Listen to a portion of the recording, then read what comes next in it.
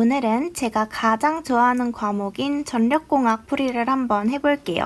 21번 문제를 보면 도체의 굵기는 같게 하고 도체 간의 간격을 크게 하면 도체의 인덕턴스는 어떻게 되는지 물어보고 있어요. 전력공학에서 인덕턴스 공식은 꼭 암기를 해두셔야 하죠. L은 0.05 플러스 0.4605 로그 10 R분의 D. 단위는 미리헨리 퍼 킬로미터겠죠? 다들 이 공식 정도는 암기를 해줬을 거라고 생각을 하고, 문제에서 도체의 굵기는 같게 한다고 했으니까 이 말이 뭐냐면 도체의 굵기가 같다. 그러면 이 반지름이 일정한 상태다. 이 말이거든요. 그리고 이 상태에서 도체 간의 간격을 크게 한다는 건 이 D. 이게 도체 간의 간격이에요. 이거를 크게 한다는 건데 지금 D가 커지면 당연히 L, 인덕턴스가 커지겠죠. 이게 분자에 있으니까요.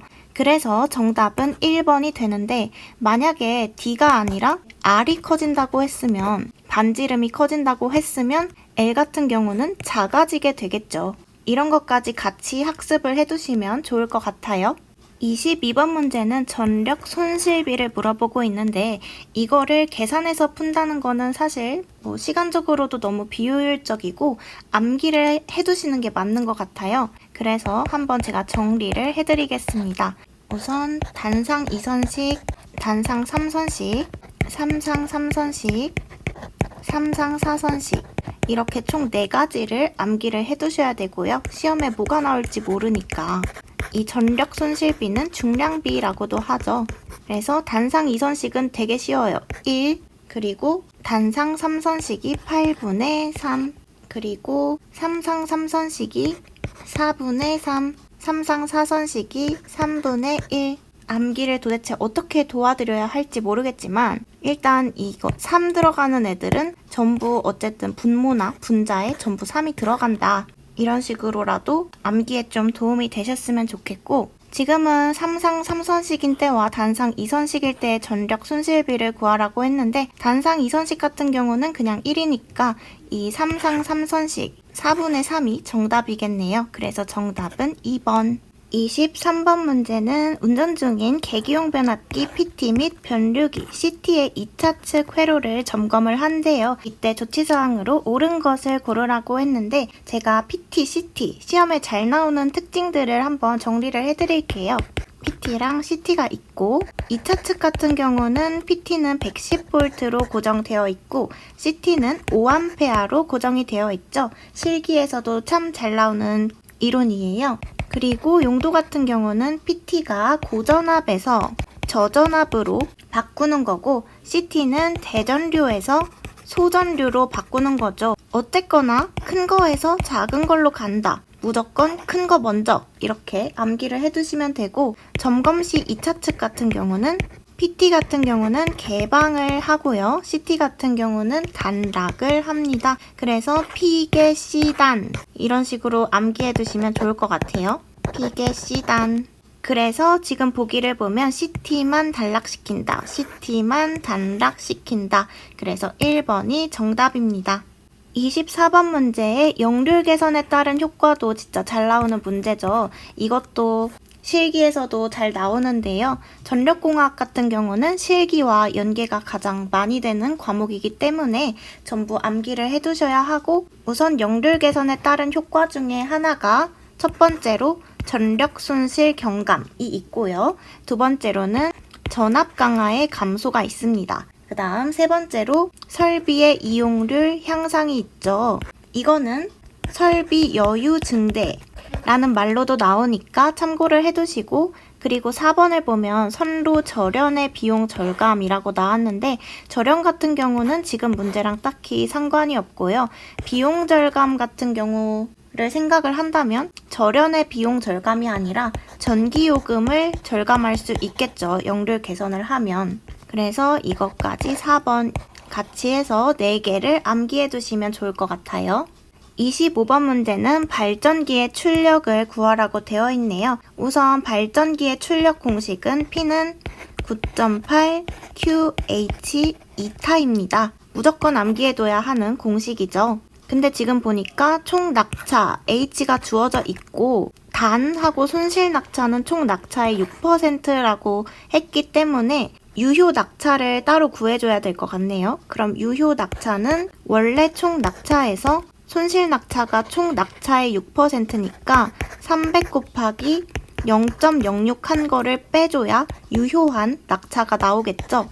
이걸 계산하면 282m고요. 그래서 다시 발전기 출력 공식으로 가서 Q 같은 경우는 사용 수량을 말하죠. 20이라고 주어져 있네요. 그리고 H는 낙차, 방금 저희가 구한 282를 적어주고 효율 같은 경우는 지금 수차 및 발전기 효율이 각각 90%, 98%라고 했는데 둘 중에 뭐 쓰지? 고민하지 말고 둘 다 곱해주시면 됩니다. 그랬을 때 약 48,750kW가 나옵니다. 그래서 정답은 1번. 26번 문제는 특성 임피던스를 구하라고 했어요. 특성 임피던스 같은 경우는 회로 이론에서도 많이 출제되는 부분이기 때문에 다들 Y분의 Z라고 암기를 잘 해주셨을 것 같아요. Z가 지금 330으로 주어져 있고 Y 같은 경우는 어드미턴스가 1.875 곱하기 10의 마이너스 3승으로 주어져 있어요.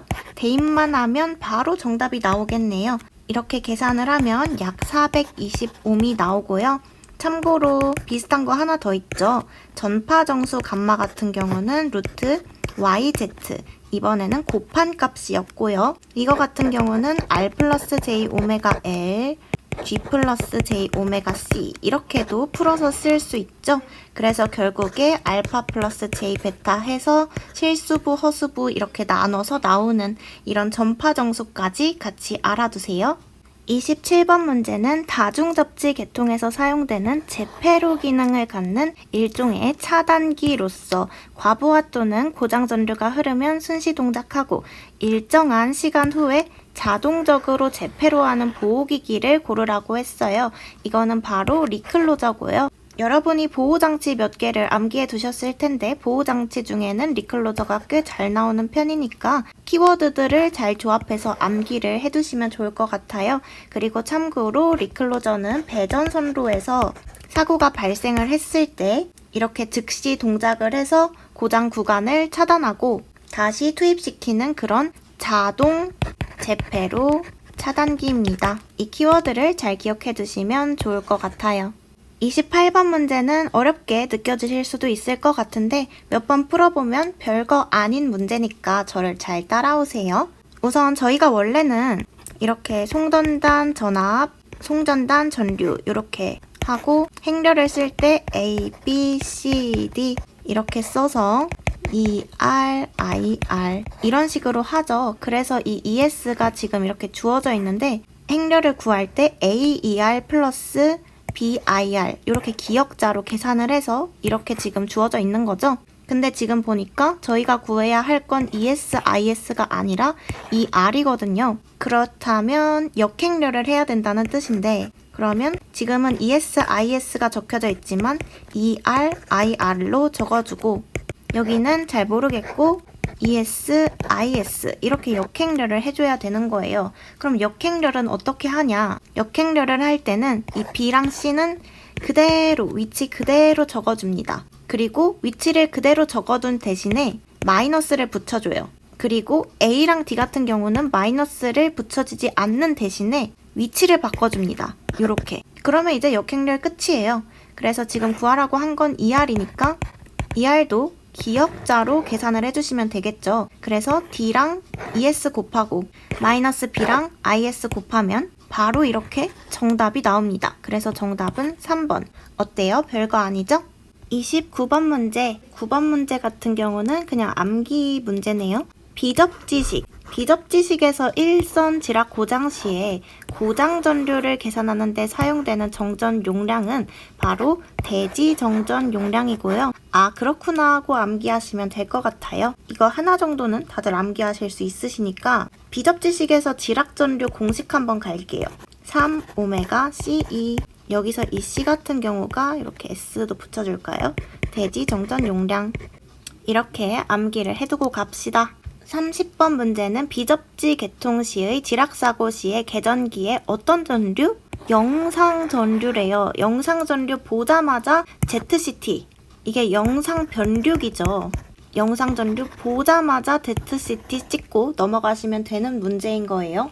31번 문제도 이상전압의 파고값을 저감시켜서 전력 사용 설비를 보호하기 위한 장치를 물어보는 거죠. 이 파고값 저감시켜서 보호하는 장치, 이거는 바로 피레기죠. 피레기 같은 경우는 진짜 자주 나오는데 문제에 따라서 이런 식으로 나올 때도 있고 아니면 이렇게 이상전압 내습 시에 뇌전류를 대지로 방전하고, 여기서 진짜 중요한 키워드는 송류를 차단한다는 거. 송류를 차단해서 기기를 보호. 이 키워드까지 같이 암기해주기. 32번 문제는 A쪽에서 전압파 2가 진행되어 왔대요. 그러니까 이렇게 들어와서 이렇게 나눠지는 거죠, 지금. 그러니까 이 선을 기준으로 이렇게 나눠지는 거예요. 이 부분을 저희가 입사라고 하고 이 부분을 투과라고 하는데, 지금 제가 표시한 여기를 기준으로 들어오는 거랑 나가는 거랑 같아야겠죠. 그러면 이 Z1 들어가는 게 맞는 거고 Z3, Z2는 아닌 거예요. 왜냐면 이 들어오는 거랑 나가는 것 합친 게 같아야 되니까요. 근데 이제 이 둘 중에 뭐냐 그러면 지금 잘 보면 이렇게 나눠지죠. 그러면 병렬인 거거든요. 직렬이면 뭐 이렇게 될 수 있는데 지금은 병렬인 상태니까 역수를 취해서 정답은 3번이 되는 거예요. 33번 문제는 저압 뱅킹 방식에서 키워드가 바로 나왔네요. 그래도 마저 읽어봅시다. 저전압의 고장에 의해서 건전한 변압기의 일부 또는 전부가 차단되는 현상을 물어보고 있어요. 그러니까 지금 어느 한 곳의 고장에 의해서 이 다른 건전한 변압기에 이렇게 일부 또는 전부가 차단되는 사고가 확대되는 거죠. 한 곳의 고장으로 의해서. 이런 현상 같은 경우에는 캐스케이딩 현상이라고 부르고요. 또 암기, 저압 뱅킹 방식이 키워드가 될 것 같고, 물론 이것도 같이 암기를 해주셔야겠지만요. 그래서 이거의 대책으로는 뱅킹 퓨즈가 있죠. 이것까지 같이 알아두시면 좋을 것 같아요. 34번 문제는 가스 차단기에 대해서 물어보고 있어요. 1번부터 지금 틀렸는데 가스 차단기 같은 경우는 근거리 차단에 아주 유리합니다. 유리하지 못한 게 아니라 근거리 차단 아주 잘해요. 우수한 차단 성능.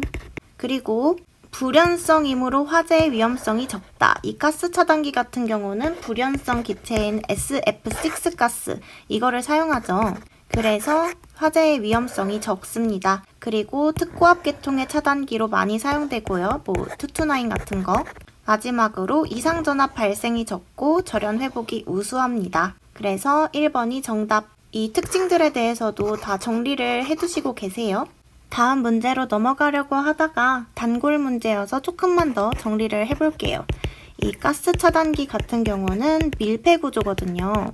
그래서 공기 차단기, 그러니까 ABB랑 비교를 했을 때 약간 소음이 없고요. 그리고 공기보다 절연 내력이 2~3배, 그리고 소호 능력이 100배에서 200배 정도 우수합니다.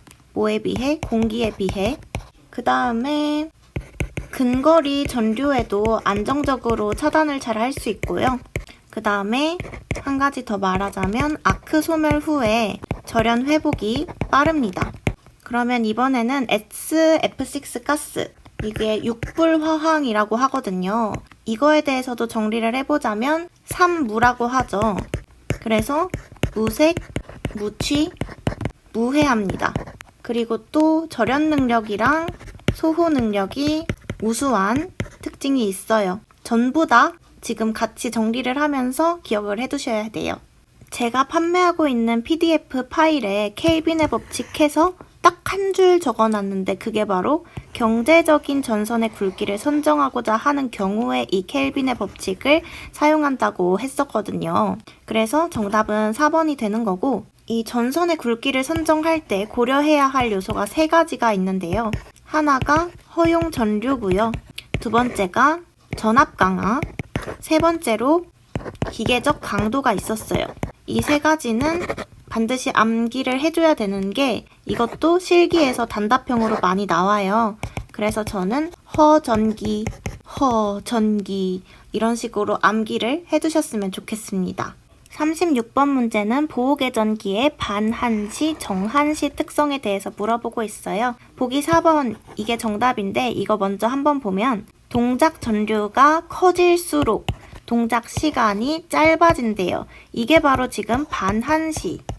이거의 특징인 거죠. 그리고 어떤 전류 이상이 되면 동작 전류의 크기에 관계가 없대요. 그냥 일정한 시간에서 동작을 하는 특성이래요. 이 부분이 이제 정한시의 특성이 되는 거죠. 그래서 반한시, 정한시 특성을 4번이 잘 적어놨네요. 그러면 계전기별로도 한번 보고 갈까요? 순한시 계전기. 이건 어떨 것 같아요? 이거는 그냥 최소 동작 전류 이상의 전류가 흐르면 즉시 동작합니다. 그래서 저는 이게 순하다 보니까 이렇게 최소 동작 전류 이상이 흐르면 즉시 이렇게 순하니까 바로 동작을 하는구나. 말 잘 듣네. 이렇게 암기를 해주셔도 될 것 같고, 그리고 이제 정한시 계전기, 반한시 계전기가 있는데 이거는 이제 뭔지 알겠죠? 사실 정한시 계전기 같은 경우는 여기 정이니까 당연히 정정된 값 이상의 전류가 흐르면 정해진 시간에 상관없이 일정한 시간에서 동작하는 특성을 갖게 될 거고, 반한시 계전기 같은 경우는 정정된 값 이상의 전류가 흐를 때 전류가 이렇게 크면 동작 시간이 짧아질 거고, 전류 값이 작으면 동작 시간이 커질 거고, 이런 게 반한시 계전기의 특성이겠죠? 반한시, 정한시 같은 경우는 이거 두 개를 합쳐 놓은 거고, 그래서 각각의 계전기 특성에 대해서도 짚어드렸습니다.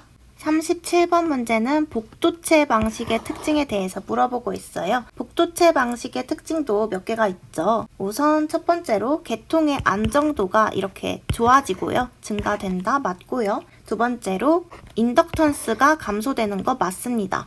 인덕턴스 같은 경우는 감소가 되고 정전 용량은 증가가 되죠. 3번에 있네요. 정전 용량이 증가된다. 이것도 맞는 설명. 그리고 코로나 임계전압 같은 경우는 클수록 좋은 거거든요.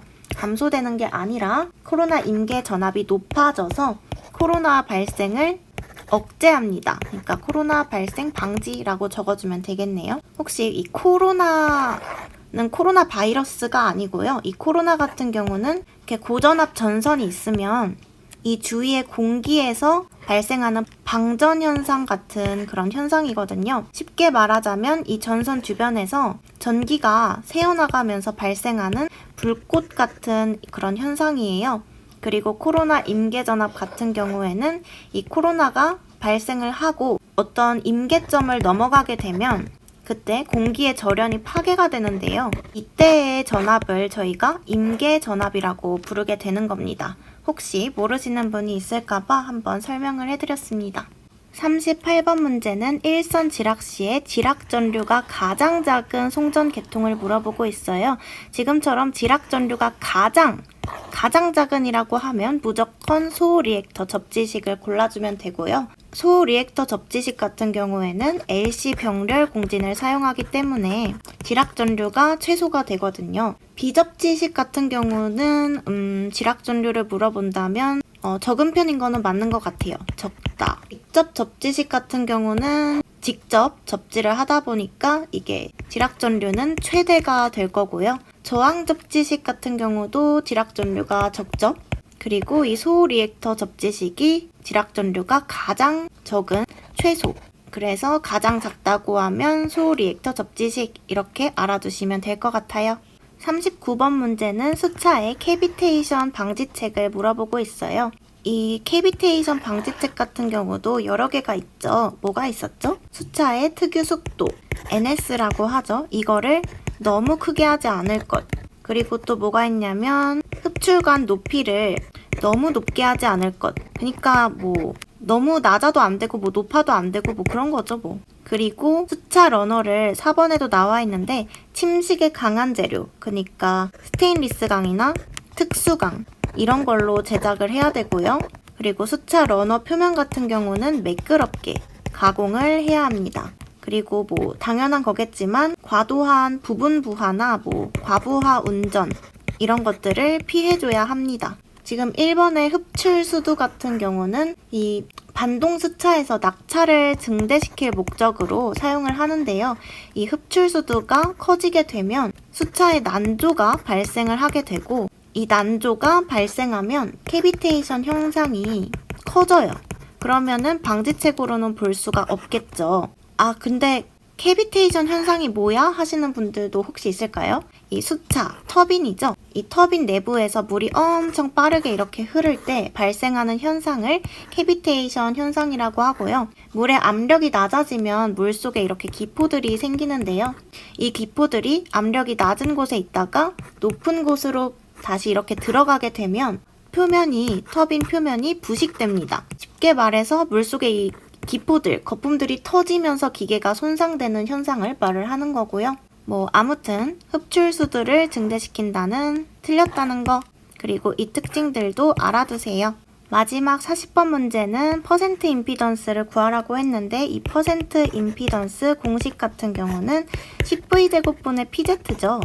근데 여기서 주의를 해야 할 사항이 이 공식 자체에서 P가 킬로볼트 암페아를 나타내고요. V 같은 경우는 킬로볼트를 나타내거든요. 그래서 저희가 계산을 할 때 P 같은 경우에는 100메가로 주어져 있으니까 100 곱하기 10의 6승이 아니라 3승으로 계산을 해주셔야겠죠. 그리고 Z는 여기 있네요. 임피던스 8 써주시면 되겠죠.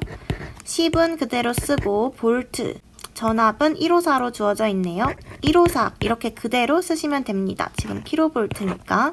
그래서 이걸 계산해 주시면 3.37%입니다. 제가 전력공학을 좋아하다 보니까 이번 강의는 조금 뭔가 말이 길어진 것 같아요. 너무 길어서 듣기 싫으셨던 건 아니겠죠? 오늘도 너무 수고 많이 하셨습니다.